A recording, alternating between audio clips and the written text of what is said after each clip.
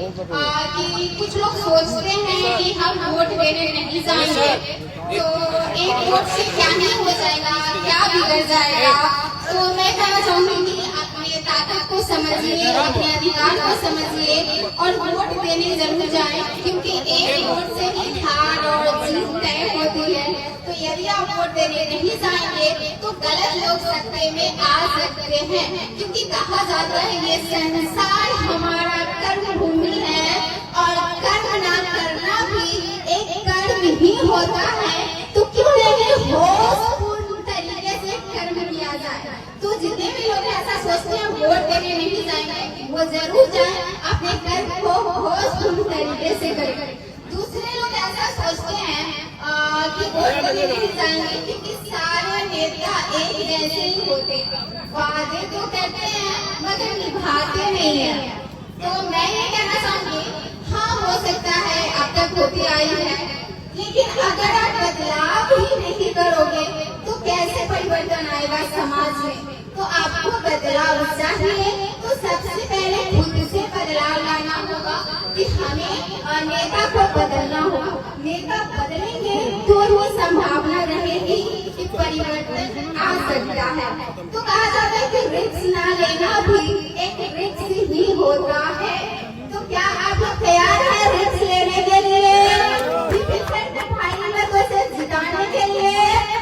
तो मैं आपसे वादा करती हूँ, यदि मेरे पिता आपके उंगलियों पर खड़े नहीं उतरेंगे तो इस्तीफा दे देंगे।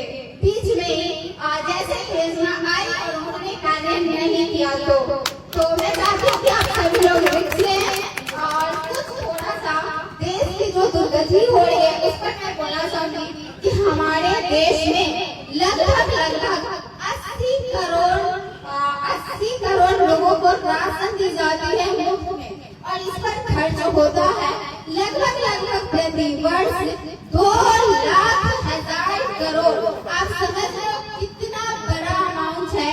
इससे हमारे देश में रोजगार पैदा किया जा सकता था, हमें बेरोजगारी से मुक्त की जा सकती थी, परंतु ऐसा नहीं किया जाता क्योंकि सरकार हमें मानसिक रूप से बीमार बनाना चाहती है कि हम दाना छिपते रहे और इसी पर इसका पेट फलते रहे। क्योंकि जब हमारा पेट भर जाता है तो हम कंफर्ट जोन में चले जाते हैं और स्क्रॉल करते रहते हैं। तो ये रास्ता नहीं है, ये आपके जिज्ञासा को मारा जा रहा है और 50 तरीके का योजनाएं आ रहा है आपको केवल भटकाने के लिए। तो योजनाएं नहीं देते, हमें वोट करना है बेरोजगारी के खिलाफ, हमें वोट करना है गंदी शिक्षा नीति के खिलाफ, हमें वोट करना है गंदी सड़क व्यवस्था के खिलाफ, हमें वोट करना है गंदी स्वास्थ्य व्यवस्था के खिलाफ। करेंगे ना? अगर नहीं करेंगे तो आने वाली पीढ़ियां आपको भी दोषी ठहराएगी।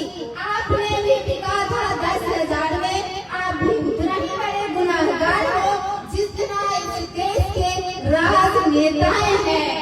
तो नहीं दिखेंगे ना, सोच समझ कर वोट देना है। किसी को दे, यदि आपको लगता है कि मेरे प्रति सोच योग्य है तो इन्हें भारी मतों से जीता।